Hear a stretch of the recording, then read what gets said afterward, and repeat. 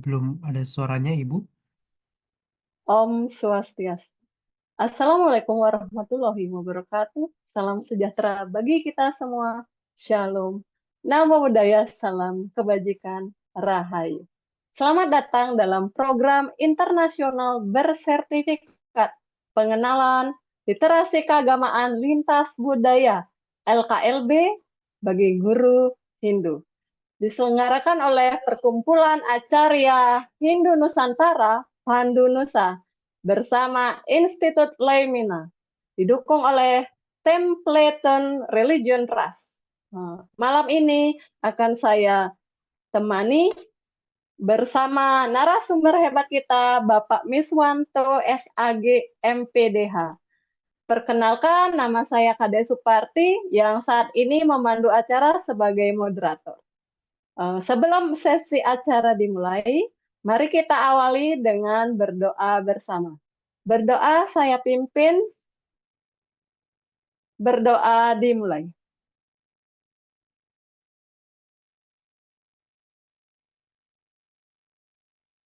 Berdoa selesai.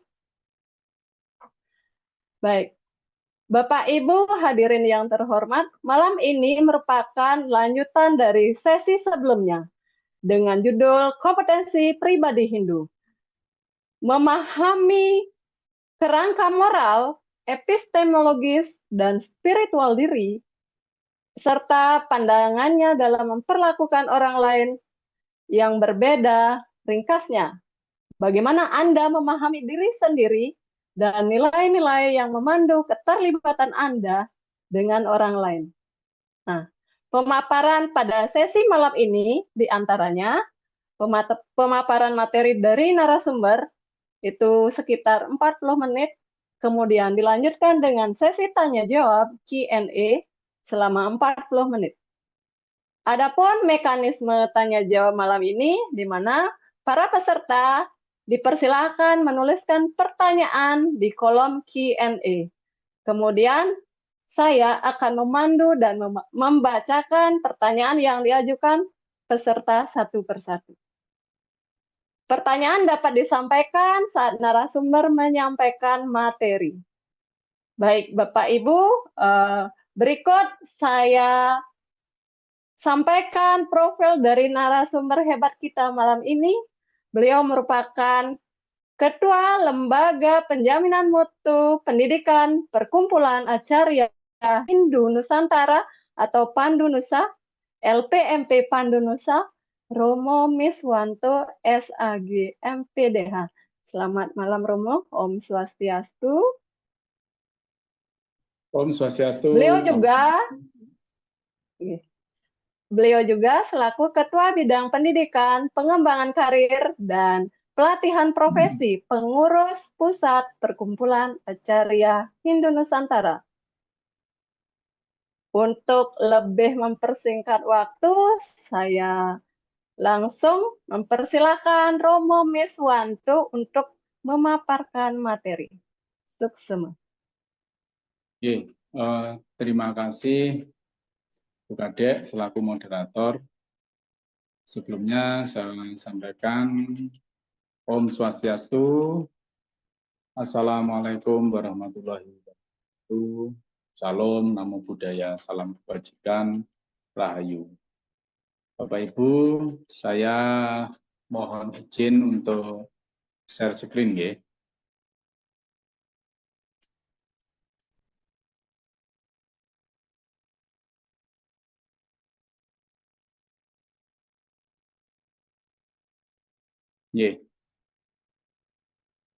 Bapak Ibu semua, ini adalah lanjutan dari sesi pertama tadi, yaitu yang pertama kita mengenal diri sendiri sebagai seorang Hindu melalui dasar-dasar kehinduan, dan yang kedua, bagaimana cara pandang Hindu terhadap mungkin agama lain atau umat yang mungkin berbeda dengan keyakinan kita. Di sini saya beri tajuk moderasi beragama menurut Hindu. Tapi sebelum itu saya ingin berpantun Dan mohon nanti kalau saya berpantun dijawab dengan cakep nggih Bapak Ibu ya. Oke. Dari Jakarta naik pesawat. Cakep. Cakep. Sampai di Bali naiknya taksi. Cakep. Cakep. Kembali bersama guru-guru hebat menggali Cakep. moderasi, menjalin toleransi. Oke, Bapak Ibu. Cakep. Cakep. Nah, yang kedua ini ada teka-teki lanjutan dari yang tadi. Teka-tekinya masih bertajuk prahelika. Ya, prahelika yaitu TTS alias teka-teki tidak serius ya. Oke, tapi ini teka-teki ini untuk juga bermanfaat untuk mengukur sejauh mana Bapak Ibu tadi memahami materi di sesi pertama yang sudah saya sampaikan. Ini sekaligus sebagai asesmen dari saya.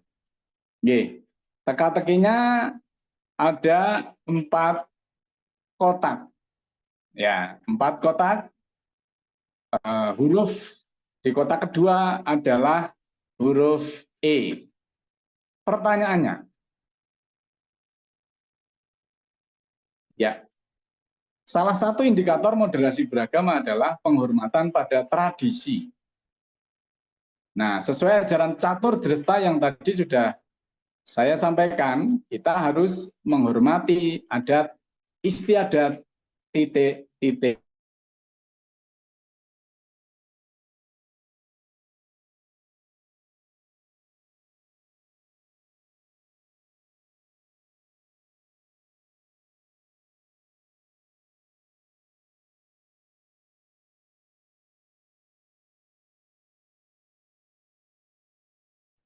Ya, desa. Nah, ini desa, desa. Ya, ini desa yang paling banyak. Dewe, adat istiadat dewe. Desa, yes. Nah, ini ada yes. Ada desa, monggo. Desa lagi, beda. Ada desa, ini yang paling banyak desa. Ya, PD, nah, ada PD jawaban. Mega, dari mana ini mega ini? Desa, oke. Ya, silakan Bapak Ibu menjawab, monggo. Desa, beda, bedo, demit. Demit dari mana ini? Kurang. Ya, desa, desa. Hela, hela, oh, enggak ada. Hela. Nah, desa. Sekali lagi, jawabannya itu jawaban yang tidak serius, Bapak Ibu ya. Ini kok jawab serius semua desa. Beda, beri, beli, ya. Nampaknya belum ada yang menjawab dengan benar. Ya, silakan yang menjawab dengan tepat sesuai dengan jawaban TTS ini akan dikasih buku. Yes, belum ada, deh, nah, belum ada. Oke, Bapak Ibu tadi kalau mendengarkan apa yang saya sampaikan atau ceramah saya tadi pasti bisa menjawab ini. Ya, saya tadi sempat mengucapkan ini. Peka, belum ada. Oke, ya. Dari mana deh? CJ ya, ini Jarian Mas Jaryanto CJ. Ya, geli ya, belum. Oke, salah Mas Ian. Ya, oke, kolom Q&A kita tutup. Ya, nampaknya belum ada. Rela Dewa belum ada ya, Bapak Ibu. Peta, ya, belum ada yang bisa menjawab. Sekarang kita lihat jawabannya. Ya, salah satu sesuai ajaran catur dresta, kita harus menghormati adat istiadat. Ini Bapak Ibu jawabannya setempat. Ya. Jadi jawabannya adalah setempat. Jadi kita harus menghormati adat istiadat setempat, entah itu desa, entah itu kota, entah itu kampung, ya. Yang penting setempat. Ya, ini Bapak Ibu. Ya, namanya teka-teki tidak serius ya. Oke, Bapak Ibu, intinya adalah penghormatan tradisi itu penting ya dalam moderasi beragama. Nah, sebelum lebih jauh bicara tentang moderasi beragama, saya ingin mengajak Bapak Ibu untuk mengenang sejarah tentang bagaimana lahirnya Pancasila dan Bhinneka Tunggal Ika. Nah, sebagaimana kita ketahui bersama bahwa Pancasila itu lahir ya pada sidang BPUPKI. Kata Pancasila itu pada sidang BPUPKI tanggal 29 Mei sampai 1 Juni 1945 ya, di mana pada penutupan sidang Bung Karno mengatakan Pancasila sebagai 5 dasar yang harus dipedomani oleh bangsa Indonesia. Nah, pidato Bung Karno pada tanggal 1 Juni 1945 itu yang kini dijadikan sebagai dasar hari lahirnya Pancasila. Dan melalui Kepres oleh Pak Jokowi, Presiden kita, itu ditetapkan sebagai hari libur nasional. Kemudian pada tanggal 22 Juni lahirlah Jakarta Charter, ya, Piagam Jakarta, di mana salah satu sila yang pertama di dalam Piagam Jakarta itu adalah kewajiban menjalankan syariat ya bagi pemeluknya. Jadi di situ yang kemudian pada tanggal 11 Juli tahun 1945 oleh seorang tokoh ya Cilatuhari, dia menyatakan keberatan atas Piagam Jakarta tersebut dan kemudian saran atas keberatan dari tokoh kita ini kemudian diakomodir sehingga pada sidang BPUPKI tanggal 18 Agustus tahun 1945 Pancasila yang kemudian kewajiban menjalankan syariat Islam bagi pemeluknya itu diganti dengan ketuhanan yang Maha Esa. Jadi kata ketuhanan ya yang Maha Esa ini adalah untuk mengganti di mana ada kata-kata kewajiban menjalankan syariat Islam bagi pemeluknya. Nah, kemudian pada saat itu juga dalam pembukaan UUD 45 itu dicantumkan ya Pancasila sebagai dasar negara Republik Indonesia. Kemudian Bapak Ibu, pada saat itu kita masih belum punya lambang negara. Jadi Pancasila sudah ada, tapi lambang negara belum ada. Baru pada sekitar 11 Februari 1950 itu sudah ada gambaran ya, jadi ada gambaran lukisan yang dilukis oleh Sultan Hamid II itu logo atau lambang dari negara kita yang berupa Garuda Pancasila.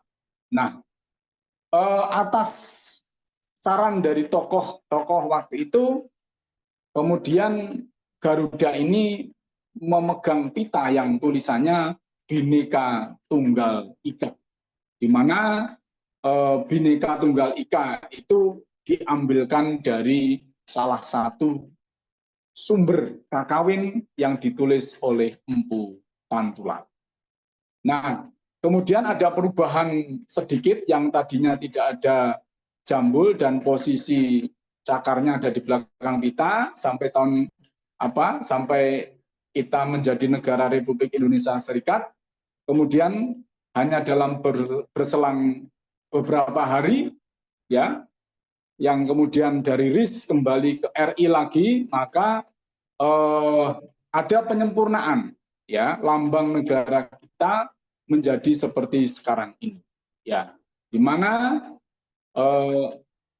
pengambilan lambang Garuda itu berasal dari mitologi Hindu. Ya, kita tahu bersama bahwa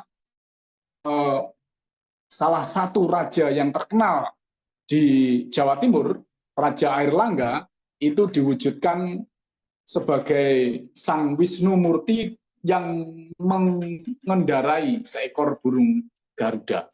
Jadi lambang itu sesungguhnya adalah lambang yang berasal dari mitologi Hindu. Dan Bhinneka Tunggal Ika yang dipegang oleh Garuda, burung Garuda di sana juga berasal dari salah satu teks susastra Jawa kuno yang merupakan karya sastra dari pujangga Hindu pada zaman Majapahit.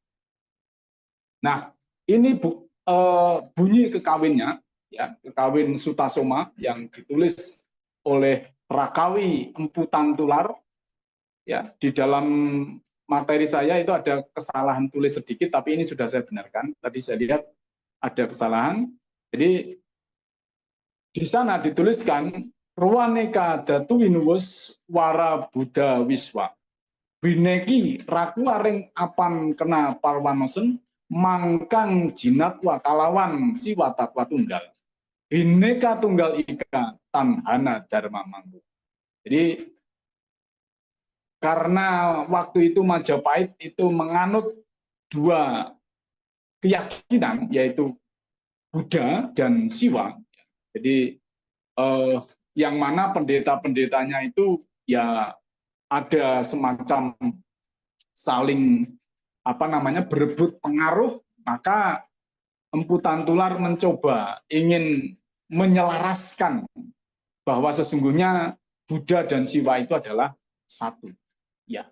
Nah, ide dari Empu Tantular ini diterima oleh raja, ya, oleh pendeta-pendeta istana, sehingga memperkecil atau meminimalisir yang namanya keakuan ego dari masing-masing pendeta Siwa maupun Buddha. Akhirnya setelah itu mereka memahami bersama namanya Siwa Buddha.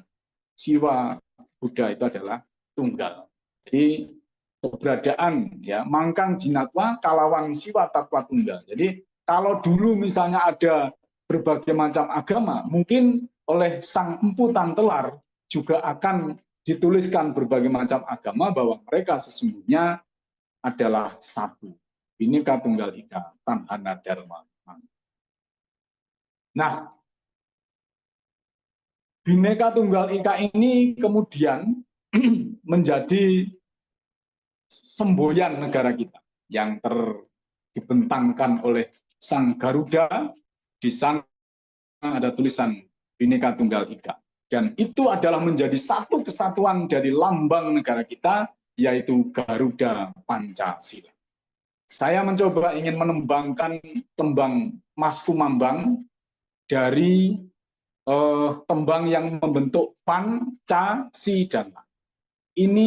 Tembang ini adalah menggunakan bahasa Jawa, tapi saya akan tembangkan dengan langgam Sunda. Jadi Sunda, Mas Kumambang Sunda. Ya, jadi ini sekaligus untuk kebersamaan. Jadi ternyata bahasanya Jawa ditembangkan dengan cara Sunda. Pan uningo jejer jejeking negari carita ing kuno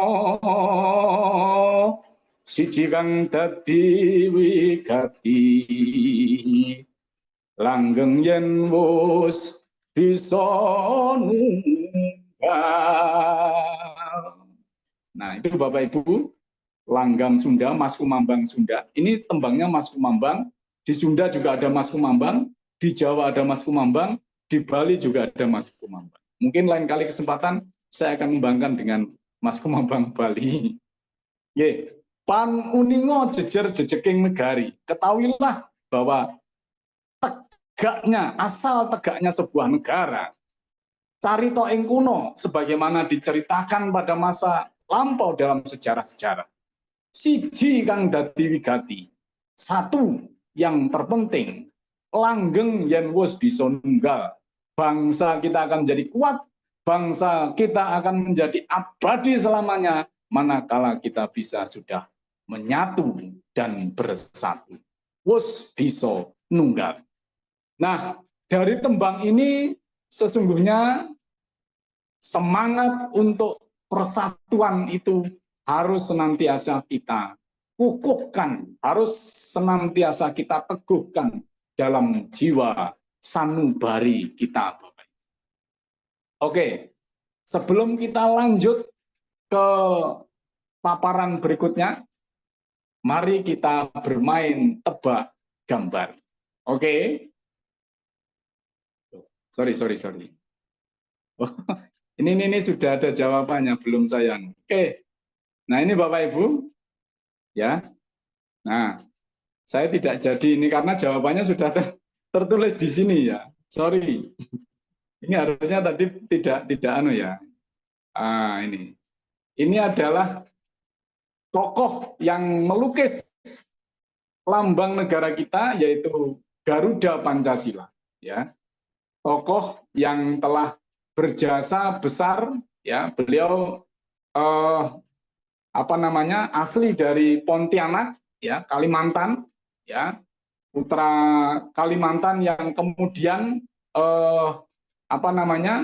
menjadi tentara Belanda Kenil waktu itu, tapi kemudian kembali ke pangkuan RI dan bisa mewujudkan lambang negara kita dalam bentuk gambar yang sampai hari ini kita bisa lihat di kantor-kantor, ya, lambang Garuda Pancasila. Oke, Bapak Ibu, kita masuk ke hal yang substantif terkait moderasi beragama. Jadi dalam moderasi beragama itu ada 4 indikator, ya, setidaknya ada 4 indikator yang bisa menunjukkan apakah kita itu bisa dikatakan moderat atau tidak. Ya, 4 indikator itu, yang pertama adalah anti kekerasan, yang kedua adalah toleransi, yang ketiga adalah komitmen kebangsaan, dan yang keempat adalah penghormatan terhadap tradisi. Jadi keempat ini menjadi indikator dari moderasi beragama. Nah, sekarang bagaimana menurut Hindu terkait dengan 4 indikator tadi? Ya, yang pertama ini. Nah, dalam konteks moderasi, maka yang harus kita pahamkan kepada umat kita adalah bahwa dalam pustaka suci Rigveda pun kita mengakui semua perbedaan. Dan perbedaan itu pada dasarnya adalah satu. Ya, jadi walaupun berbeda, itu satu. Sama seperti Bhinneka Tunggal Ika Tanhana Dharma Mangkuwata. Hal ini disebutkan di dalam Rigveda, Mandala 1, Sukta 164, mantra yang keempat, 26, di mana dikatakan di sana kata yang penting menurut Rigveda ini adalah yang saya blok dengan warna merah, ekam satwipra bahuda wadanti. Ekam itu satu, sat itu kebenaran, wipra itu orang bijak, bahuda itu banyak, wadanti itu mengucapkan atau menyebutkan. Jadi kebenaran itu satu, tetapi wipra, orang bijak, menyebutkan dengan banyak nama, atau bahuda wadanti. Ada yang menyebutkan Surya, ada yang menyebutkan Indra, ada Mitra, Waruna, Agni, Wisnu, Brahma, dan seterusnya. Jadi ada banyak sebutan di dalam Weda itu bahkan lebih dari 1000 sebutan nama dewa di dalam Weda. Dan esensinya, walaupun banyak sebutannya, tapi beliau adalah satu atau tunggal. Nah, oleh karenanya yang harus kita kedepankan adalah bagaimana kita bisa mentoleransi. Ya, kalau di dalam sesama Hindu ada banyak umat kita itu yang mungkin dalam kehidupan spiritualnya mereka itu memuja Wisnu, mereka memuja Siwa, mereka memuja Brahma, mereka memuja Durga, mereka memuja Agni misalnya, Indra dan seterusnya. Nah, ini juga harus kita bisa hargai. Jadi kita harus mentoleransi orang yang berbeda keyakinannya dalam dengan kita.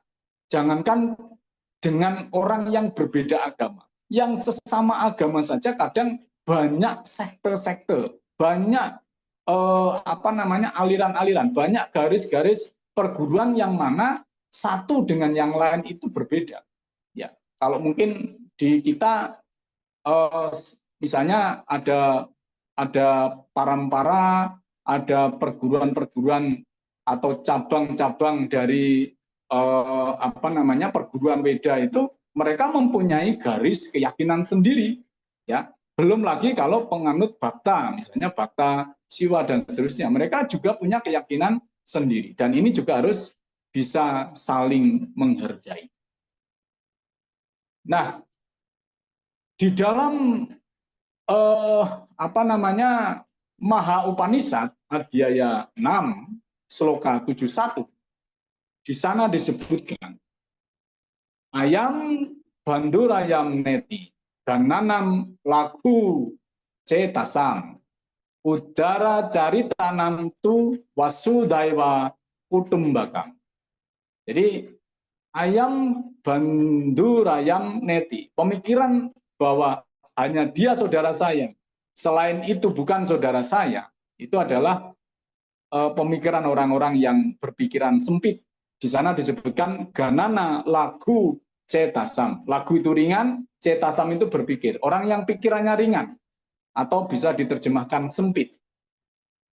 Udara cari tanam tu, bagi mereka yang berwawasan luas, yang mulia, maka wasudaiwa kutumbakam. Seluruh dunia adalah satu keluarga besar. Bapak Ibu, udara dalam bahasa Sanskerta, ya, udara itu adalah bahasa Sanskerta yang artinya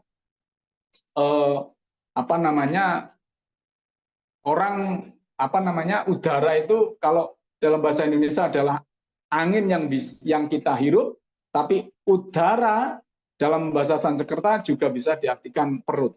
Kita berada dalam satu perut dunia di mana kita menghirup udara yang sama. Oksigen yang kita hirup kemudian kita keluarkan dalam bentuk CO2, kemudian diserap oleh tumbuh-tumbuhan, dikeluarkan lagi menjadi O2, oksigen. Itu juga dihirup oleh sesama manusia lain, tanpa memandang agama, suku, dan sebagainya. Karena angin tidak mengenal KTP, dan angin tidak mengenal agama. Jadi angin masuk ke mana ke siapapun, itu bebas. Ya, dia tidak mengenal agama. Dan itu akan menjadi satu. Ibaratnya kita adalah satu udara, makanya kita adalah saudara, jadi satu udara. Nah, yang kedua adalah ahimsa. Jadi yang pertama tadi toleransi, yang kedua adalah ahimsa. Indikator ahimsa itu adalah tanpa kekerasan. Dalam konteks Hindu, ya, dalam pustaka lontar kita disebutkan ahimsa ngaraning tanpa mati-mati. Jadi ahimsa itu artinya tidak membunuh atau melakukan kekerasan. A itu tidak, himsa itu artinya menyakiti atau membunuh. Jelas bahwa ajaran kita itu sangat concern terhadap ajaran untuk tanpa kekerasan. Jadi kita melalui ajaran ahimsa ini, ya, kita ajari untuk tidak menyakiti, apalagi sampai membunuh. Ya, jangankan kita menyakiti, baik itu secara fisik maupun non fisik, baik secara verbal maupun non verbal, kita tidak boleh menyakiti sesama kita. Ya, jangankan yang sesama manusia, bahkan sesama makhluk pun kita tidak boleh. Ya, kalau memang misalnya kita mau hewan atau yang kita korbankan itu kita dipakai untuk yatnya, ya tidak boleh disakiti, ya tidak boleh. Kalau memang mau diaturkan, ya diaturkan saja. Tidak boleh kemudian kita menganiaya hewan kemudian dipersembahkan. Jadi tidak boleh. Jadi harus yang namanya ahimsa itu, ya dalam tanda petik memang tidak hanya diartikan membunuh tetapi menyakiti, tidak menyakiti ataupun tidak membunuh. Nah, dalam Slokantara bahkan dikatakan ahimsa paramo dharma. Jadi ahimsa itu adalah dharma yang tertinggi. Jadi puncak dari dharma yang kita lakukan adalah ketika sudah kita tidak menyakiti orang lain. Makanya dalam hidup kita selalu membuat orang lain senang. Nah, Yajurveda mengatakan yastu sarwani bhutani atmane wanupasati. Sarwa bhutesu catmanan tato nawi cikitasa. Syawikit sati. Jadi yang saya blok merah ini, ya, ini adalah kata kunci bahwa ia yang melihat Tuhan dalam semua makhluk, dia tidak akan pernah membenci yang lain. Nah ini. Kemudian yang ketiga adalah komitmen kebangsaan. Di dalam Atharva Veda dikatakan ada mantra-mantra doa yang bertujuan untuk memanggil persatuan dan memperkuat kebangsaan. Sebagaimana disebutkan dalam Atharva Veda, Kanda 1 sukta yang ke-15, mantra yang kedua. Jadi di sini ada kewajiban dari umat Hindu untuk berbakti kepada negara. Ya, dalam ajaran catur guru kita mengenal sebagai bakti kepada guru wisesa. Selain kepada guru rupaka orang tua kita, guru swadhyaya Tuhan yang menciptakan alam semesta beserta isinya, dan guru susrusa atau guru pengajian, yaitu guru yang memberikan kita ilmu pengetahuan.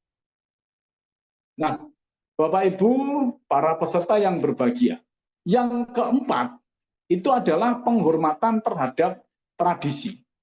Dalam Brihaspati Smriti, ya, di sana dikatakan bahwa acara yang kita lakukan, tradisi atau acara, itu akan menjadi penyebab pencapaian kita menuju alam surgawi. Jadi jangan menghina tradisi yang dilakukan oleh umat Hindu yang ada di wilayah-wilayah atau di pelosok-pelosok. Karena sesungguhnya mereka melakukan acara itu adalah juga atas perintah leluhur mereka, dan tanpa kebaktian kepada leluhur mereka tidak akan bisa mencapai surga. Bahkan di dalam Sarasam Wijaya dikatakan bahwa ada 4, ya, kunang palaning bakti ring wewang atwa. Jadi ada 4 pahala bagi orang yang berbakti kepada leluhur, yaitu kerti, yasa,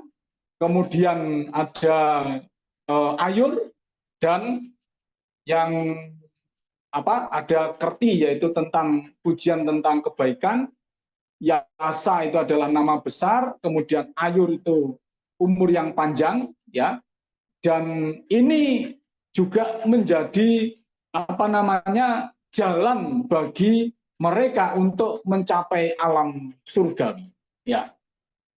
Nah, kemudian di dalam Manu Smriti dikatakan bahwa setelah mempertimbangkan iksa, pandangan atau maksud, sakti, kekuatan, desa atau tempat, kala atau waktu, dan juga tatma, dasar filsafat atau sastranya, maka mereka akan mencapai yang namanya Dharma Siddhi, atau Dharma itu menjadi Siddhi.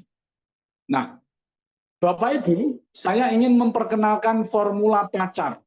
Ya, pacar itu singkatan dari perkenalan, A-nya akrab, C-nya cinta, A-nya akad, dan R-nya rukun. Jadi moderasi beragama ini, ya, jadi setelah kita memahami moderasi beragama dalam perspektif Hindu, yang harus kita kedepankan adalah satu, yaitu perkenalan. Ya, apa itu perkenalan? Bagaimana kita mengenal kelompok-kelompok heterogen yang ada di luar kita.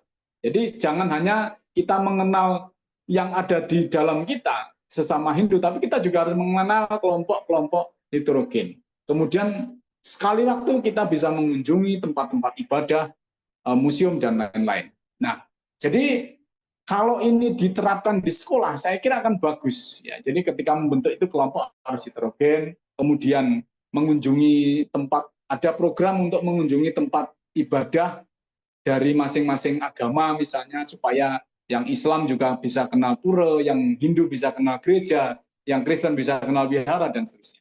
Jadi ini penting untuk sama-sama mengenal. Kalau sudah kenal nanti akrab.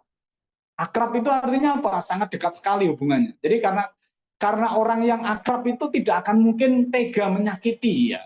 Makanya dalam keakraban itu perlu dibangun dengan dialog-dialog tentang kebinekaan dan kebangsaan. Bukan untuk membandingkan mana yang lebih baik, tapi untuk mencari titik temu antara semua ajaran bahwa tujuannya kita sesungguhnya adalah sama, untuk membangun kedamaian, ketenangan, mencari kebaikan, dan seterusnya.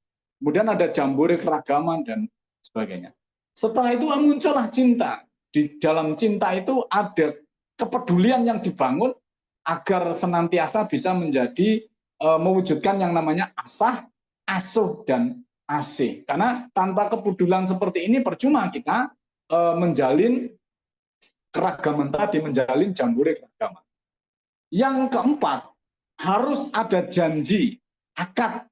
Ya, akad itu adalah janji untuk apa? Untuk tidak saling menyakiti, untuk tidak saling menghujat, untuk tidak saling menghina, dan seterusnya. Untuk saling menghormati. Nah, akad ini adalah janji yang dilahirkan dari hati yang tulus. Ya, kalau di sekolah mungkin ke anak-anak bisa diterapkan melalui komitmen sekolah damai, kesepakatan kelas tentang moderasi, dan sebagainya.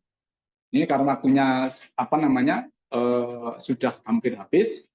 Yang terakhir adalah rukun. Rukun itu bisa diwujudkan dalam bentuk apa? Ya, family gathering misalnya. Jadi kebersamaan antar keluarga, antar RT, RW, dan seterusnya. Kerja bakti bersama, perayaan hari raya bersama. Ini bukan perayaan ibadah, Bapak. Kalau perayaan ibadah, ibadahnya sendiri-sendiri. Tetapi hari rayanya bisa bersama-sama. Ada di satu daerah, ada contoh yang baik, misalnya karena salah satu 2 hari rayanya itu bersamaan, akhirnya perayaannya untuk sama-sama bersilaturahmi itu dilaksanakan bersama-sama. Doa bersama itu juga bagus untuk membina kerukunan antar umat beragama. Sehingga nanti kita bisa saling menghargai antara satu dengan yang lain. Terakhir, saya tutup dengan sebuah pantun. Bunga flamboyan indah di taman. Cakep naman. Cakep. Tamannya rindang, banyak pepohonan. Demikian yang dapat saya sampaikan. Jika ada kurang, mohon di. Terima kasih. Saya kembalikan ke moderator. Baik, terima kasih Romo. Luar biasa sekali ya. Pemaparan dari awal sampai akhir itu isi semua. Dan mengademkan jiwa tentunya ya, dengan pemaparan materi tadi, jadi menambah wawasan kita semua bahwa keberagaman itu perlu ditumbuhkan dan dipelihara bersama, sehingga nantinya Indonesia damai bisa terwujud. Selanjutnya, sebelum saya lanjutkan ke sesi Q&A, saya mau dong juga membalas pantunnya Romo. Oke. Upacara melasti menyucikan diri. Cakepnya mana? Oke. Pendidikan karakter sangat berarti. Cakep.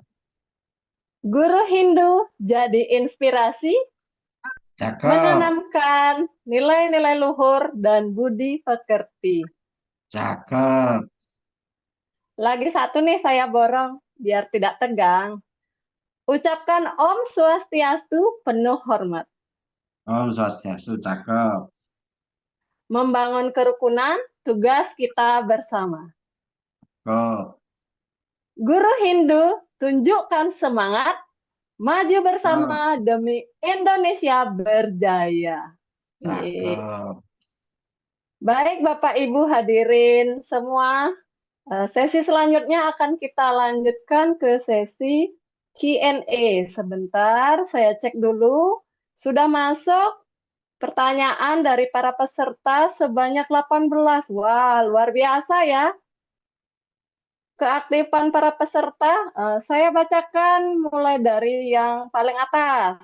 Dengan nomor peserta 58024, Bapak Bayu Dwi Artawibawa. Beliau menanyakan kenapa nih Indonesia membatasi kepemilikan agama yang hanya 6 saja. Bukankah kita memiliki kebebasan beragama? Dan juga apakah ajaran-ajaran leluhur Nusantara itu salah sehingga tidak diakui sebagai agama? Padahal semua agama yang diakui sekarang itu berasal dari pendatang. Terima kasih. Mungkin 2 pertanyaan dulu ya, Romo. Satu aja langsung dijawab. Pertanyaan, langsung dijawab. Oke, silakan Romo dijawab langsung pertanyaan pertama. Terima kasih. Oke, terima kasih. Jadi kenapa Indonesia membatasi kepemilikan agama itu hanya saja. Jadi Bapak Ibu, Indonesia itu walaupun bukan negara agama, ya kita adalah negara yang berdasarkan atas ketuhanan. Jadi berdasarkan atas ketuhanan dan mana di dalam apa namanya negara itu kita memiliki satu departemen yang mengurusi masalah agama, yaitu namanya Kementerian Agama, ya Departemen Agama. Makanya dalam konteks itu ada politik yang saya kira ada politik ya. Ini pendapat pribadi saya. Jadi ada politik yang memang mungkin ya, yang mungkin apa namanya sengaja dipegang teguh oleh pemerintah ya, sehingga kalau dulu hanya ada 5 agama, kemudian setelah Konghucu diakui oleh di zamannya Gus Dur, kemudian menjadi 6 agama. Sekarang ditambah dengan apa namanya kepercayaan terhadap Tuhan Yang Maha Esa.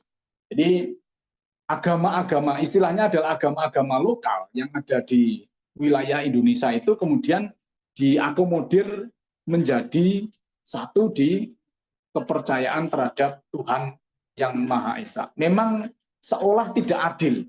Jadi seolah tidak adil bahwa apa namanya mereka juga sebenarnya punya hak, ya, misalnya punya hak untuk diakui sebagai agama misalnya. Tetapi Bapak Ibu bahwa apa namanya dalam politik itu tentu ada banyak pertimbangan-pertimbangan. Ini kalau realistik saya, seandainya apa namanya agama di lokal yang ada di seluruh Nusantara itu diakui, misalnya ada tidak usah banyak-banyak, 100 saja. Berarti pemerintah harus menyediakan 100 direktorat ya yang ada di Kementerian Agama. Nah, itu pasti akan ada banyak yang mungkin ya apa namanya istilahnya secara politik anggaran iya, secara apalagi kalau misalnya di dalam apa agama yang lokal itu tidak menyeluruh gitu. Jadi hampir tidak ada perwakilan di daerah lain misalnya. Itu kan susah juga gitu. Mungkin itu pertimbangannya gitu. Tetapi ini bukan satu apa namanya satu jawaban yang pasti karena yang tahu itu pasti pemerintah. Karena yang memberikan pengakuan itu adalah pemerintah ya dalam konteks ini. Tetapi sesungguhnya menurut saya diakui atau tidak yang kita butuhkan pengakuan yang sesungguhnya itu adalah pengakuan dari diri sendiri dan kepada Tuhan. Karena agama itu adalah ranah pribadi yang paling privasi sesungguhnya yang mana orang tidak boleh apa namanya campur aduk dalam urusan pribadi tersebut. Itu pandangan saya. Terima kasih.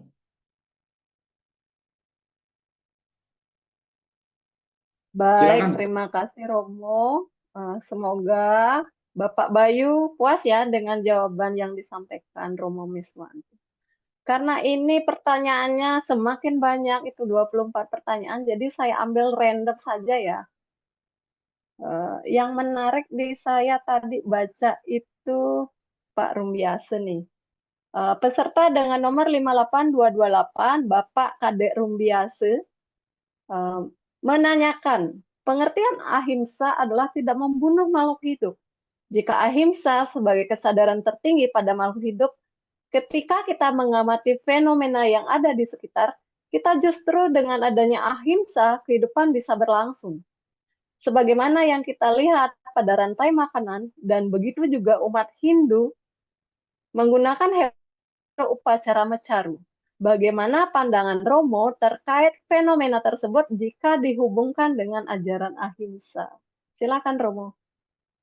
Terima kasih Pak Kadek Rumbiase. Jadi saya tadi mengatakan bahwa dalam konteks kehidupan acara dan sebagainya, kehidupan yang lebih luas, ahimsa tidak hanya diartikan tidak, tapi juga menyakiti. Nah, dalam proses kehidupan, seperti adanya rantai makanan, jaring-jaring kehidupan yang mana itu adalah sebagai salah satu cara yang alami untuk membentuk keseimbangan alam, maka yang namanya membunuh untuk memangsa, untuk mencari makanan itu adalah sesuatu yang dibenarkan di dalam dharma. Bahkan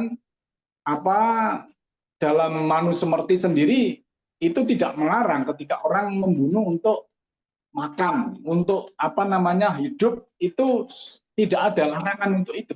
Apalagi untuk upacara misalnya. Tetapi yang tidak boleh kan menyakiti. Yang menyakiti itu yang tidak boleh.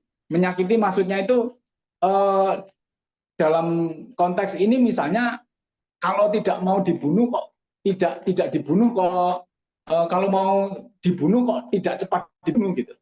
Sama dengan peristiwa ketika bagaimana Abimanyu ketika dikeroyok oleh semua ksatria dari Hastina, itu kan Abimanyu tidak segera dibunuh, tetapi dia disiksa dulu, disakiti dulu, menyiksa dulu. Nah inilah yang kemudian muncul karena dia Adipati Karna atau Raja Angga Karna itu dengan kasihannya dia langsung menghabisi Abimanyu seketika itu. Kenapa? Karena dia tidak tega, tidak tega disakiti seperti itu. Jadi dalam perang itu kan kalau tidak membunuh kan dibunuh, tetapi yang tidak boleh itu menyiksa.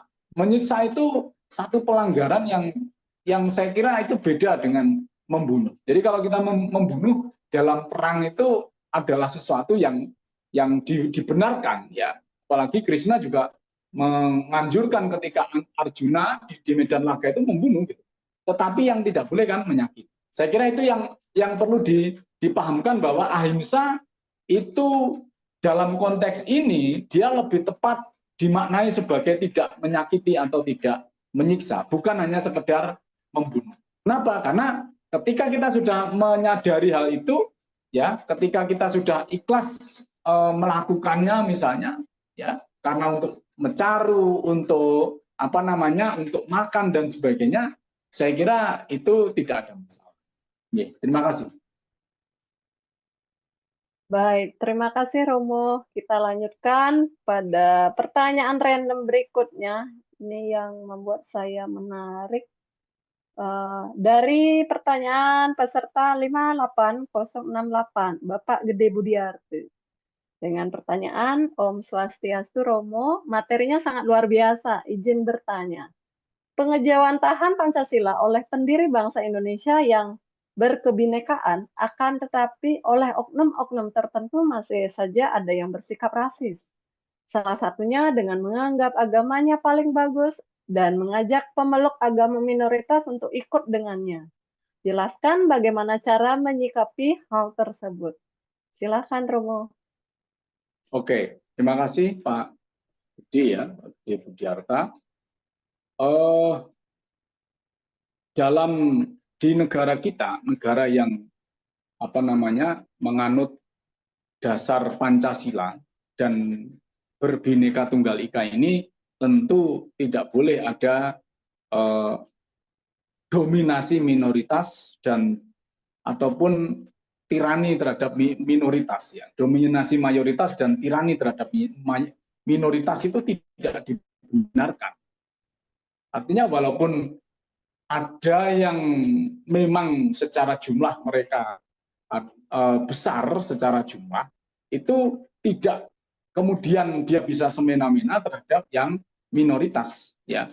Sekecil apapun atau sedikit apapun jumlah penduduk di negeri Indonesia ini, di negara kita, itu harus diakui. Bahkan sekarang keyakinan mereka, keyakinan terhadap leluhur yang merupakan kepercayaan terhadap Tuhan Yang Maha Esa itu diakui oleh negara dan itu harus mendapatkan layanan yang sama ya. Tapi kalau kita bicara oknum, Bapak, jadi kalau bicara oknum memang masih ada yang namanya orang ya. Namanya orang karena keterbatasan pengetahuannya saya kira dan karena ego serta sifatnya yang fanatik atas apa yang menjadi keyakinannya itu, ya barangkali itulah yang kemudian memunculkan perilaku-perilaku intoleransi, kemudian memaksa atau mengajak dengan paksaan untuk ikut dengannya, kemudian menganggap dia yang paling benar dan yang lain itu salah. Kalau saya boleh mengutip syair tanpa waton yang dipopulerkan oleh Gus Dur, itu ada yang bunyinya begini. Jadi ini awalnya bahasa Jawa tapi saya Indonesiakan. Banyak yang hafal kitab sucinya, tapi suka menyalahkan lainnya. Kesalahannya tidak dirasa karena masih kotor hati akalnya. Karena masih kotor hati akalnya. Ini yang mempopulerkan Gus Dur ya, bukan saya. Jadi alasannya adalah kenapa? Karena masih kotor hati dan akalnya. Kalau orang masih kotor hati dan akalnya, walaupun dia hafal kitab suci ya percuma saja. Dia akan tetap mencela yang lain, memaksa yang lain untuk ikut kehendaknya dia. Kira-kira begitu. Baik, Romo. Semoga Pak Gede Budiarte puas ya dengan jawaban dari Romo Miswanto. Berikutnya pertanyaan yang sangat menarik ini dari Bapak Sugiono. Dalam agama Hindu, kita tidak boleh menyakiti orang lain. Namun, kadangkala kita bisa berbicara menyakiti orang lain, padahal tidak bermaksud menyakiti orang tersebut. Dalam hal ini, kita berbicara atau berkata bisa saja, tapi orang lain sakit atau tersinggung. Nah, bagaimana yang harus atau bisa kita lakukan untuk bisa mengelola atau mengeluarkan perkataan yang tidak menyakiti baik sengaja maupun tidak sengaja dari ucapan mulut kita? Apakah ada mantra, Romo? Apakah ada mantra dalam Hindu yang membuat kata-kata kita jadi lebih manis dan adem didengar oleh orang lain? Minta mantra nih, Romo. Silakan. Terima kasih Pak Sugiono. Jadi biasanya orang yang akan berpotensi menyinggung orang lain itu adalah orang yang banyak ngomong. Seperti saya ini kan banyak ngomong. Saya itu kan pembicara, saya itu penceramah, ya hampir seringkali saya menjadi penceramah duta dharma, ya di Jawa Timur bahkan di luar Jawa Timur sampai ke pelosok Nusantara. Ya. Dalam hal itu saya mencoba untuk menjaga kata-kata saya.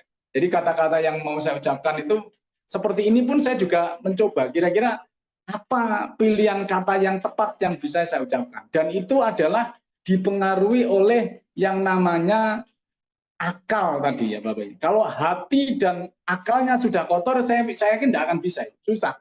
Orang mengucapkan apa yang diucapkan itu biasanya kan yang terpikirkan yang ada di dalam hatinya. Makanya yang harus kita jaga dulu adalah akalnya, yang harus kita jaga dulu adalah pikirannya, manahnya.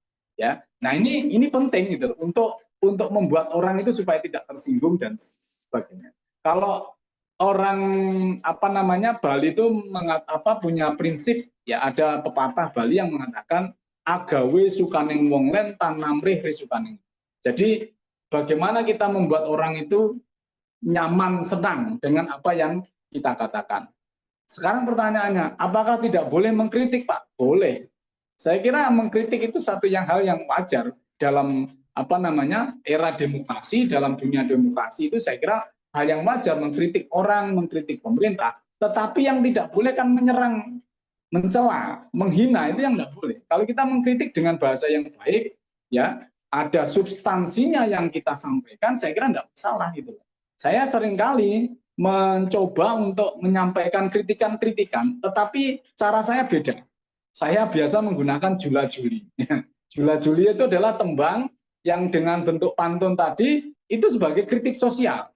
Nah, ketika orang mendengarkan jula-juli yang merasa tersinggung itu tidak malah marah, tapi dia tertawa gitu. Kenapa? Karena lucu gitu. Jadi orang ada caranya ketika kita itu mengkritik tetapi tidak sampai menusuk hatinya. Jadi kalau dalam konteks Jawa itu menang tanpa ngasorake. Bagaimana kita mencari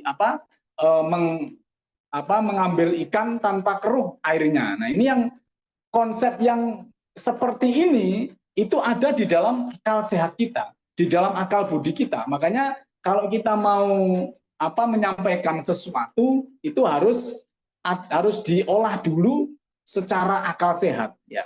Dan dalam kekawiniti sastra, ya, kekawiniti sastra jelas sekali ya, wasita nimitanta manemu mitra, wasita nimitanta manemu laksmi, wasita nimitanta manemu duka, wasita nimitanta patika pangguh. Dan inilah yang harus kita jadikan dasar bahwa kata-kata yang kita ucapkan itu akan bisa membuat kita menemukan teman, kebahagiaan atau keberuntungan, kedukaan hingga ajal. Oleh karena itu kita tetap harus berhati-hati. Kalau terkait mantranya, mantra apa yang paling mujarab untuk menyucikan mulut kita, kata-kata kita adalah mantra yang sering kita ucapkan sehari-hari. Om Waktra Parisudamam Swaha. Jadi tidak usah banyak-banyak, tidak usah panjang-panjang. Itu kan bisa kita ucapkan sehari-hari, Bapak Ibu. Jadi kita ingin dengan mantra ini, Om Waktra, Waktra itu adalah mulut atau kata-kata, Parisudamam Swaha. Semoga kata-kata yang keluar dari mulut saya atau apa yang keluar dari mulut saya itu menjadi bersih. Ya, kira-kira begitu. Baik, terima kasih Romo mantranya. Nanti pasti manjur ini ke Bapak Sugiono. Terlebih saya ingin menambahkan juga mungkin kalau dihubungkan ke kurikulum Merdeka sekarang itu masuk ke PSE ya, pembelajaran sosial emosional. Cara memanajemen diri, cara menyadarkan diri untuk tidak menyakiti orang lain. Kan begitu Romo. Oke, kita lanjutkan ke pertanyaan berikutnya dari Ibu Gede Ayu Pradnya Dewi. Beliau bertanya, mohon izin bertanya Romo. Di sini saya ingin bertanya terkait nilai-nilai toleransi dan persatuan yang terkandung dalam kitab Sutta Soma. Apakah masih relevan untuk mengatasi tantangan keberagaman di Indonesia saat ini? Terima kasih sebelumnya. Silakan Romo. Oke. Kalau kondisinya tentu tidak relevan kondisi sekarang. Tetapi semangat yang diusung di dalam kitab Sutta Soma yang oleh Ki Sujamto, seorang dalang dari Solo, itu dikatakan sebagai tantularisme, itu saya kira masih sangat-sangat relevan, semangatnya yang relevan. Kalau kondisinya jelas tidak. Kenapa? Karena kondisinya saat itu di sana yang disebutkan adalah hanya dua agama, yaitu agama Siwa dan agama Buddha. Sementara kalau dalam konteks keragaman sekarang, ini kita itu banyak sekali. Selain 6 agama yang tadi sudah disebutkan, ada kepercayaan terhadap Tuhan Yang Maha Esa, agama-agama lokal yang ada di seluruh Indonesia yang jumlahnya itu tidak sedikit gitu. Jadi kalau kita mengambil, yang kita ambil adalah nilai-nilai yang ingin mengakui semua agama, baik Siwa maupun Buddha, itu harus sama-sama menghormati, sama-sama mengakui bahwa sesungguhnya mereka adalah tunggal, menyatu dalam apa? Ya menyatu dalam lingkup negara waktu itu. Kalau kita sekarang Indonesia, tentu kita harus menyatukan semangat rasa itu dalam naungan Negara Kesatuan Republik Indonesia. Jadi secara beragama kita boleh beda, beribadahnya boleh beda, tetapi secara bernegara kita adalah satu. Kita adalah tunggal sebagai warga bangsa. Itulah yang harusnya kita kedepankan. Jadi kapan kita harus berbeda, kapan harus kita sama gitu. Saya mengistilahkan itu yang beda jangan disama-samakan, yang sama jangan dibeda-bedakan. Yang beda itu apa? Ibadahnya pasti beda, ya jangan disamakan. Tapi yang sama apa? Semangat toleransi, semangat kemanusiaan, semangat patriotisme, semangat untuk cinta tanah air, itu yang harusnya sama. Sama apa? Sama untuk seluruh masyarakat bangsa negara Indonesia. Jadi walaupun mereka Islam, Kristen, Hindu, Buddha, mestinya tidak lagi ketika bicara tentang nasionalisme misalnya, itu tidak lagi bicara tentang agama. Dan itu sekarang bisa terjadi kalau sudah timnas sepak bola main. Kalau timnas sepak bola main itu semangat nasionalismenya sudah luar biasa ya, ini tidak mengenal, supporter itu tidak di lapangan itu tidak mengenal agama. Semestinya seperti itu juga kalau kita dalam konteks hidup beragama, apakah di desa, kemudian di RT, di RW, di kampung, dalam kerja bakti dan sebagainya, itu yang harus kita kedepankan. Mestinya seperti itu.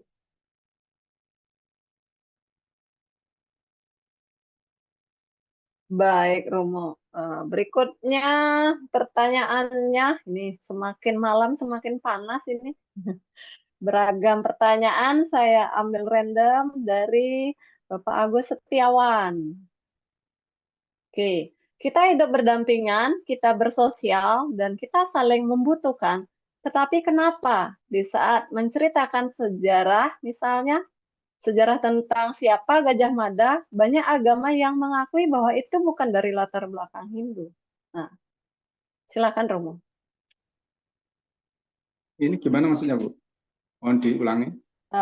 Beliau bertanya, kita ini hidup berdampingan, bersosial, dan saling membutuhkan. Tetapi kenapa di saat kita menceritakan sejarah, misalnya sejarah tentang siapa Gajah Mada, itu banyak agama yang mengakui bahwa Gajah Mada itu bukan dari latar belakang Hindu. Mungkin bisa dijabarkan. Silakan Romo. Nah, ya kalau kita bicara sejarah, tentu ada dua hal yang bisa kita jadikan sebagai patokan, ya, sejarah. Karena sejarah itu adalah masa di mana sudah dikenal tulisan. Jadi yang pertama adalah prasasti, yang kedua adalah peninggalan. Jadi kalau kita bicara tentang sejarah Gajah Mada misalnya, ya tentu harus dilihat apakah dalam konteks ketika peninggalannya, prasastinya itu muncul di zaman apa. Kalau muncul di zaman Belanda, ya mungkin Gajah Mada itu bisa jadi datang dari Belanda misalnya. Kalau muncul di zaman misalnya Sultan Agung, berarti mungkin kan ada di zaman itu gitu, zaman Sultan Agung dan sebagainya. Kemudian peninggalan itu kan hal yang tidak bisa dibohongi. Jadi kalau peninggalannya berupa apakah itu arca, patung, candi dan sebagainya, itu saya kira akan menunjukkan kemana dia. Jadi itu lahir dari mana, asalnya dari mana. Jadi kita tidak perlu berdebat ketika orang suka mengaku-ngaku ya. Jadi mengaku-ngaku itu gampang gitu. Jadi mengaku-ngaku kemudian membuat pembenaran-pembenaran atau membuat cerita-cerita palsu tentang yang diakuinya itu. Itu sama dengan hoax ya, sama dengan hoax. Dan itu adalah salah satu upaya untuk mengaburkan sejarah. Saya kira orang yang memahami tentang agama, ya orang yang memahami tentang agama, dia tidak akan mau mengaburkan sejarah karena pengaburan terhadap sejarah itu adalah salah satu bentuk penipuan yang dilarang oleh agama. Jadi yang suka mengabur-ngaburkan sejarah itu saya yakin orang yang dalam tanda petik dia tidak beragama. Kira-kira begitu, Bu. Baik, terima kasih Romo atas jawabannya. Semoga Bapak Agustiawan puas ya dengan jawaban yang disampaikan dari Romo. Oke, next kita lanjutkan pertanyaan berikutnya dari peserta 58099, Bapak Gede Parse Anante. Beliau bertanya, pada saat ini banyak sekali terjadi kasus bunuh diri dengan alasan yang beragam. Nah, bagaimana Romo menyikapi terkait dengan ajaran ahimsa atau tidak menyakiti? Apakah tindakan seperti itu dibenarkan dalam kitab suci, Romo? Mohon pencerahannya. Silakan, Romo. Terima kasih. Jadi saya kemarin juga heran ya ketika di Bali itu ternyata menempati kasus bunuh diri yang cukup tinggi ya. Jadi padahal kalau kita mengacu kepada teks-teks atau ajaran-ajaran leluhur kita, itu kita sudah jelas itu namanya ngulah pati itu tidak boleh. Ngulah pati itu adalah dia berupaya untuk membunuh dirinya sendiri gitu loh. Jadi ini yang dilarang oleh agama. Itu sama dengan ngulah pati itu ya dosanya mungkin sama dengan brunaha, ya. Jadi brunaha itu menggugurkan kandungan. Kalau di dalam Slokantara itu dia termasuk apa namanya ati dosa, dosa yang paling besar. Jadi tidak boleh menyakiti atau membunuh dirinya sendiri.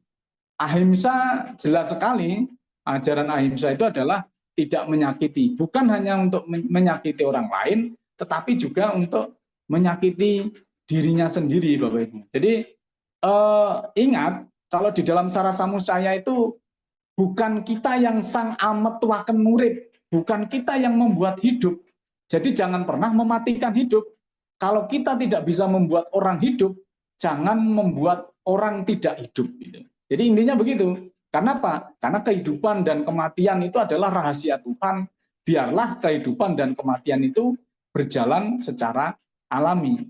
Bisa saja orang itu misalnya, sekarang kan orang mau lahir itu kan enak sesar gitu aja. Tapi kalau Tuhan tidak mengendaki, ketika disesar, bisa saja misalnya bayinya tidak hidup atau meninggal misalnya. Atau mungkin yang dikehendaki mati misalnya, sudah minum obat berkali-kali, ternyata Tuhan tidak mengendaki apa? Ya tidak mati gitu. Artinya apa? Bahwa memang yang namanya rahasia kehidupan dan kematian itu adalah ada di tangan Tuhan, bukan di tangan kita sebagai manusia. Kira-kira begitu, Bu.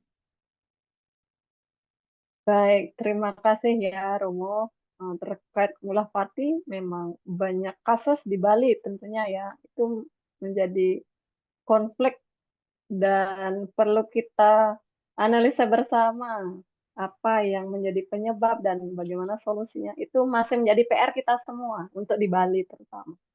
Kita lanjutkan ke pertanyaan berikutnya dari peserta dengan nomor 58257, Ibu Kristianingsih, SPDAH. Beliau bertanya, Om Swastiastu, Pak izin bertanya, bagaimana cara kita menghargai agama yang lain dari Hindu apabila orang yang agamanya beda dengan kita itu tidak menghargai kita? Apakah kita hanya diam saja atau bagaimana? Terima kasih. Silakan Romo. Oke, terima kasih, Bu. Memang kadang dilema kita itu ketika menjadi minoritas itu adalah ketika kita berada di dalam satu komunitas yang mana keberadaan kita itu sebenarnya tidak diharapkan gitu. Jadi seperti kita itu diasingkan gitu ya. Jadi itu menjadi sakit ya. Sakitnya tuh di sini.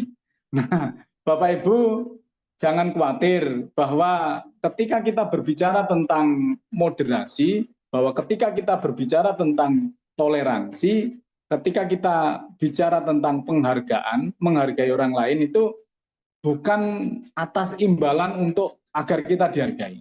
Jadi yang paling penting itu. Jadi kalau kita menghargai orang lain atas dasar ya, atas dasar pamrih supaya kita dihargai itu keliru. Bukan salah ya, keliru.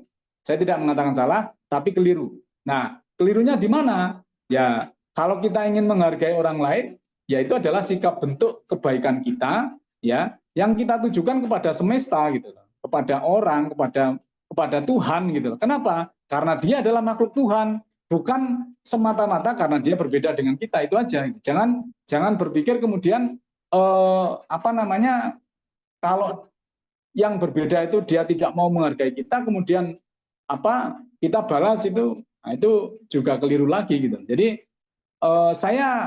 ini pengalaman saya. Hal yang paling contoh itu kan hal-hal yang paling mudah itu adalah ketika apa namanya mengucapkan selamat hari raya. Gitu. Jadi di grup saya yang Hindu hanya saya, lainnya adalah Muslim, hanya 3 yang Kristen, 1 Katolik, 1 Buddha di tempat sekolah saya.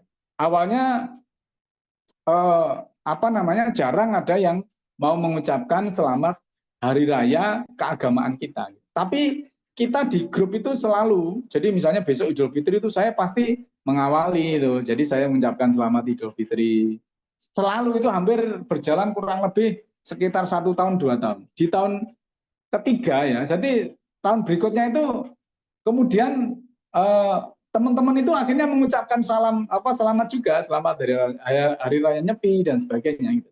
Jadi hal-hal seperti itu memang apa namanya ya kita biasa saja gitu loh. Kalau memang orang nggak mau mengucapkan menghargai kita, mengucapkan salam kita, mengucapkan selamat dari raya kepada kita, ya jangan dipaksakan. Tapi itu tidak memudarkan sikap kita untuk tetap menghargai dia. Ya, menghargai bukan berarti kita tunduk, bukan berarti kita takut, tapi kita memandang bahwa beliau adalah makhluk ciptaan Tuhan yang sama dengan kita, yang atmannya adalah sama dengan kita. Yastu sarwani bhutani atmanin wanupasati. Ya, itulah tadi ketika sarwa bhutesu catmanam, ketika kita sudah melihat bahwa Tuhan ada dalam setiap makhluk, maka tidak tato nawicikisati, tidak ada kebencian terhadap yang lain. Itu yang harus kita pegang. Kira-kira begitu, Bu. Baik, terima kasih Romo atas pencerahannya. Memang ya, jangan sakit hati kalau kita tidak diterima gitu ya Romo ya. Tetap semangat melakukan kebaikan, nantinya kalau hal itu bermanfaat pasti akan diikuti. Itu kan Romo ya. Selanjutnya pertanyaan dari peserta 58214, Ibu Indah Lucy Pamuji. Om Swastiastu, Romo sangat menginspirasi, izin bertanya. Apa langkah konkret yang dapat diambil sebagai individu Hindu untuk mendukung inisiatif moderasi beragama dalam komunitas, terutama dalam menghadapi isu-isu sosial yang sensitif? Terima kasih pencerahannya, Romo. Terus, Romo. Terima kasih Bu Indah Lucy. Ya, jadi langkah konkret yang dapat diambil sebagai individu Hindu, terutama dalam komunitas umat beragama, yang mana di sana ada banyak isu-isu sosial yang sensitif ya. Jadi isu sosial yang sensitif itu sekali lagi tidak hanya antar agama, di antar umat kita saja. Kadang ketika kita bicara Banten saja misalnya sudah sensitif sekali. Ketika kita bicara tentang klan Soroh di Bali misalnya, itu sangat sensitif sekali. Ketika kita bicara tentang sampradaya misalnya, itu sangat sensitif sekali. Maka hal yang harus kita lakukan ya untuk langkah konkretnya adalah kita tetap on the track untuk menebarkan ajaran Dharma tanpa tanpa harus dikhawatirkan, tanpa harus ditakut-takuti dengan nanti kalau kita menyampaikan ini kemudian ditanggapi dengan negatif gimana? Bapak Ibu, selama yang kita sampaikan itu ada dasarnya. Sekali lagi, tadi saya menyampaikan ada catur dresta, ada dasar sastranya, ada dasar kuna drestanya, ada dasar desa drestanya, adat istiadat yang berlaku, kemudian ada apa namanya, logika drestanya, ada pandangan akal sehat tentang itu. Saya kira isu-isu sosial itu tentu apa namanya justru akan bisa akan dicarikan solusinya, bukan sesuatu yang ditakuti kemudian dibiarkan begitu saja. Nah, itu yang salah. Ada isu sensitif kemudian kita biarkan, kan kita ikut salah artinya. Jadi kita tidak ikut membahas, kita tidak ikut mencari solusi, hanya mendiamkan. Jadi seorang yang apa namanya memiliki jiwa dharma, jadi yang memiliki apa namanya semangat juang dharma, membiarkan adharma merajalela itu adalah juga sebuah kesalahan gitu loh. Sebagaimana disebutkan di dalam Bhagavad Gita itu kan, yada yada hidarmasa glanir bawati barata. Contohnya ketika di balerung istana ada tokoh agung seperti Bisma, kemudian ada Dronacarya, ada Kripacarya, guru yang suci, membiarkan ketidakbenaran terjadi di istana Hastinapura ketika Drupadi ditelanjangi, akhirnya apa yang terjadi? Mereka juga ikut apa namanya ikut serta di dalam menanam dosa di dalam dirinya sendiri gitu loh. Padahal mereka tidak melakukan, tapi mereka membiarkan gitu.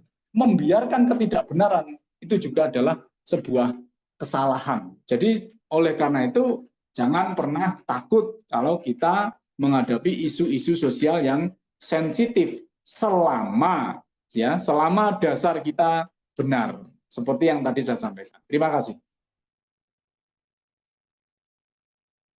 Baik Romo, kita lanjutkan sebelum waktunya berakhir ya. Saya bacakan pertanyaan dari peserta 58241, Ibu Ketut Putri Astini. Om Swastiastu, Sampurasun Romo, izin bertanya. Mengenai bagaimana sebenarnya moderasi beragama tersebut dapat diterapkan dalam kehidupan sehari-hari, jika dilihat secara konkret, khususnya di sekolah, selain mengajak peserta didik untuk mengunjungi tempat ibadah antar agama, bagaimana sebenarnya moderasi beragama tersebut dapat diterapkan dalam kehidupan sehari-hari selain mengajak peserta didik mengunjungi tempat ibadah antar agama? Silakan. Terima kasih. Terima kasih Bu Ketut Putri Astini, Pampes, Bu. Moderasi beragama yang bisa diterapkan dalam kehidupan sehari-hari, khususnya yang ada di sekolah, Ibu, selain misalnya kita mengajak siswa untuk saling mengunjungi tempat ibadah, itu yang bisa kita lakukan di sekolah itu yang paling apa namanya, sebenarnya yang paling urgent itu adalah terkait dengan bagaimana anak-anak itu tidak melakukan bullying, kekerasan. Jadi kekerasan apa namanya verbal misalnya, itu yang paling banyak sekarang kan anak-anak itu kekerasan verbal. Karena dari kekerasan verbal itu kemudian nanti bisa merembet ke kekerasan fisik misalnya. Nah, itu bullying itu bisa juga nanti bisa merambah ke agama misalnya. Bullying, membuli agamanya, membuli misalnya ada kan misalnya ada anak Hindu kemudian ketika dibully dia dikatakan oh babi ya. Itu kan juga termasuk pembulian. Hal-hal seperti ini yang juga perlu kita tekankan kepada anak agar apa? Agar sekecil mungkin mereka meminimalisir pembulian. Di dunia pendidikan kita Bapak Ibu itu sedang darurat bullying. Ada banyak kasus bullying yang kemudian menyebabkan luka sampai meninggal dunia. Jadi itu yang juga harus kita waspadai. Kadang memang persoalannya sepele, tetapi kadang bisa merembet menjadi sesuatu yang masalah yang besar. Nah, selain itu yang perlu juga kita tekankan, ya konkretnya kalau kita sebagai guru agama Hindu kepada anak-anak kita yang beragama Hindu adalah penguatan Ibu. Jadi bagi yang minoritas itu perlu dikuatkan.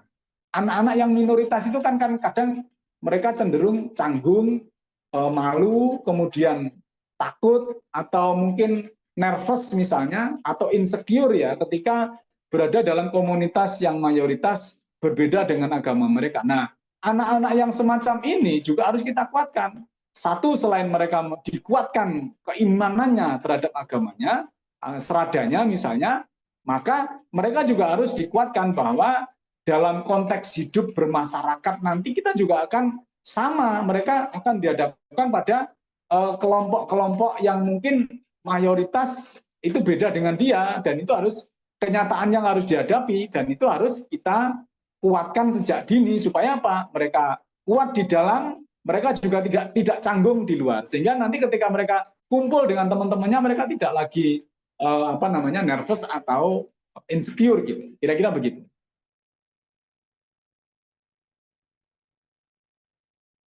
Baik, Romo. Sebelum mengakhiri, lagi 5 menit. Ini pertanyaan dari peserta 58305, Bapak Ngakan Putu Suarjana. Bagaimana menjamin penghormatan pada tradisi pada saat umat agama tertentu melihat tradisi sebagai hal yang bertentangan dengan nilai-nilai agama? Silakan, Romo. Oke, terima kasih Pak Ngakan. Menarik sekali ya. Ini kadang jadi masalah ketika dilihat dari sudut pandang yang berbeda, Bro. Jadi dalam konteks agama-agama tertentu itu ada mungkin mazhabnya juga berbeda-beda. Ada yang mazhab menurut pimpinannya atau imam ini seperti ini, kalau menurut pemimpin ini seperti ini dan sebagainya. Itu umat yang mengikuti jejak dari ajaran pemimpin itu yang mestinya juga harus diberikan pemahaman agar mereka dikenalkan juga dengan mazhab-mazhab yang lain gitu, supaya pemikirannya tidak menjadi fanatik gitu. Jadi pemikirannya tidak sempit gitu. Ketika mereka hanya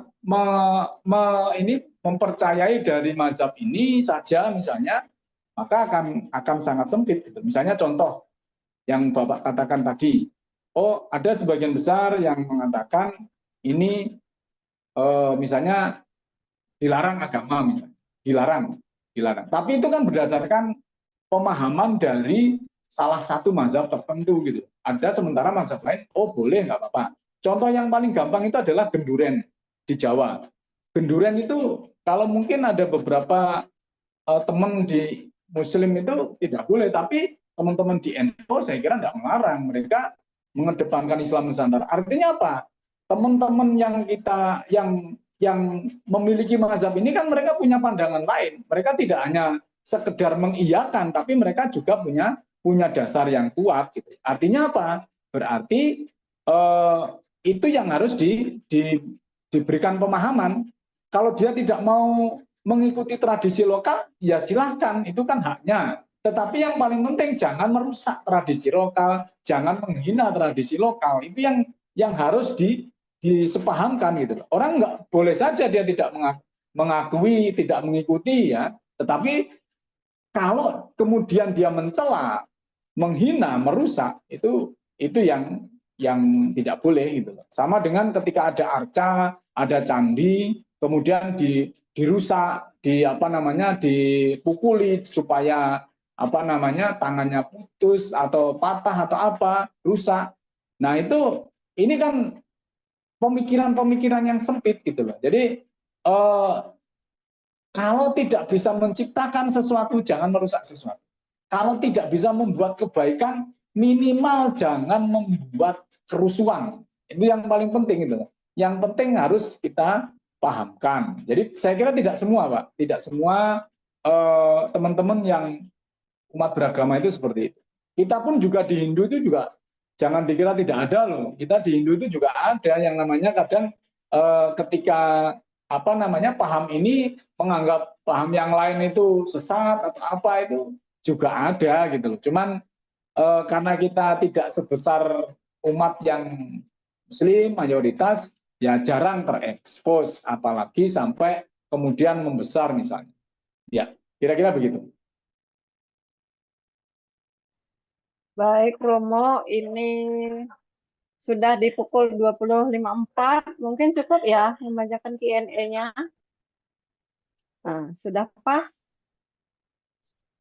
Ya. Bapak Ibu peserta LKLB, mohon maaf karena keterbatasan waktu, pertanyaan-pertanyaan yang belum dijawab narasumber mungkin nanti akan disampaikan ke panitia sehingga semua jawaban akan di-share ke grup peserta.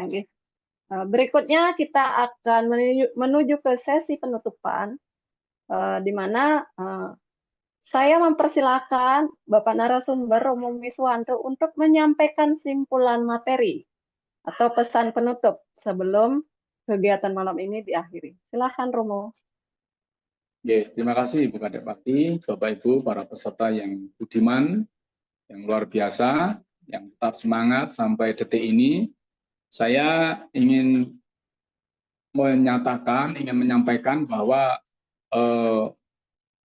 terkait dengan moderasi beragama menurut Hindu, yang jelas kita sebagai umat Hindu itu adalah umat Hindu adalah umat yang selalu mengedepankan toleransi. Sebagaimana tadi sudah disampaikan dengan semangat Wasudhaiwa Kutumbakam, ajaran Tatwam Asi, kemudian berbagai macam teks-teks sumber sastra itu juga menguatkan keberadaan kita sebagai umat yang moderat, ya. Tetapi moderat itu tidak hanya moderat keluar, tapi juga ke dalam. Jadi moderat itu semestinya harus diawali dari dalam diri.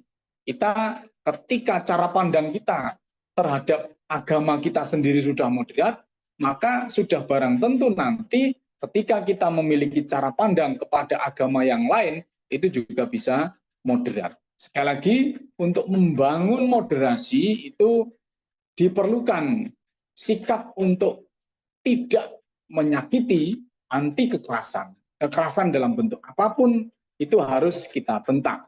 Yang kedua adalah dengan cara toleransi, saling menghargai antara satu dengan yang lain.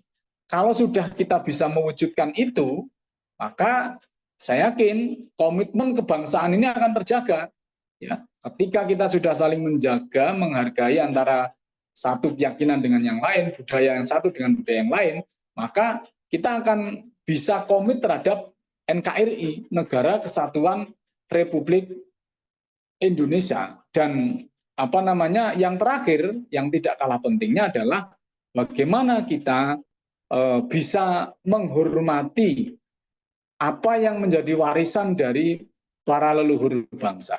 Bapak Ibu, kita tidak bisa membuat, ya, sekarang ini kita tidak bisa membuat peninggalan-peninggalan yang luar biasa seperti Candi Borobudur, Candi Prambanan, kemudian Masjid Agung Demak, kemudian ada lagi peninggalan pada zaman Belanda, zaman Portugis yang bernuansa Kristen, Nasrani. Kita tidak bisa membuat semacam itu dan kita tidak bisa mengulang sejarah itu. Oleh karena itu, jangan pernah merusak sejarah. Karena ketika sejarah itu sudah dirusak, maka nanti yang akan rugi adalah kita sendiri sebagai penerus atau pewaris sejarah itu. Kita semestinya harus bisa menghargai perjuangan bangsa, sejarah yang merupakan warisan dari para leluhur kita. Sebagai umat Hindu, ya, kita tentu harus senantiasa berpegang teguh pada ajaran Dharma, ya, berpegang teguh pada susila, berpegang teguh pada Weda, dan seterusnya. Ini yang harus kita lakukan, karena dengan begitu kita memiliki dasar-dasar agama yang baik, kemudian sikap yang moderat, maka itulah yang akan membangun bangsa kita menjadi bangsa yang lebih hebat, lebih baik, dan ke depan kita akan dihargai oleh bangsa-bangsa di dunia. Saya kira itu yang dapat saya sampaikan. Semoga apa yang saya sampaikan ini bermanfaat untuk teman-teman semua, dan yang paling penting nanti bisa diimbaskan lagi kepada peserta didiknya, sehingga peserta didiknya nanti juga akan menjadi peserta didik Hindu yang taat tapi juga moderat. Terima kasih. Mohon maaf atas segala kekurangan jika dalam penyampaian tadi mungkin ada guyonan atau hal-hal lain yang tidak berkenan. Sekali lagi saya mohon maaf. Lungkung Semarapura kirang langkung titiang nunas sinampura. Om Santi Santi Santi Om. Wassalamualaikum warahmatullahi wabarakatuh. Sadu sadu sadu rahayu. Baik, Om Santi, Santi, Santi, Om. Terima kasih Romo sudah menyampaikan sesi penutup dan simpulan dari materi malam ini. Sebelum kita tutup acara malam ini, izinkan saya menyampaikan pantun penutup. Ingat cakepnya nggih Bapak Ibu sareng sami. Bhinneka Tunggal Ika semboyan kita. Cakep. Bersatu dalam keberagaman itu cita-cita. Cakep.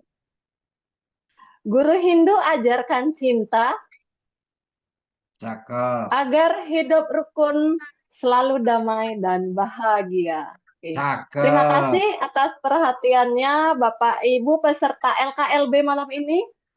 Saya selaku moderator mewakili panitia yang bertugas malam ini memohon maaf atas segala kekurangan dari awal sampai akhir acara.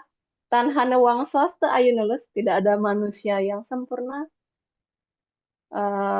Saya mengingatkan kembali untuk para peserta untuk besok hadir tepat waktu Rabu tanggal 9 Oktober 2024 pukul 16.30 WIB untuk sesi kompetensi komparatif Islam bersama Bapak Dr. Farid F. Saino, PhD, dan Bapak Profesor Dr. Muhammad Amin Abdullah.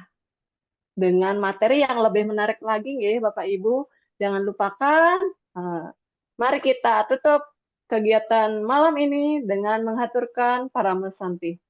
Om Santi, Om Santi, Santi, Santi, Santi, Om. Om. Nah, Wassalamualaikum warahmatullahi wabarakatuh. Sadu, sadu, sadu. Rahayu. Suksema. si Terima kasih Bu, terima kasih.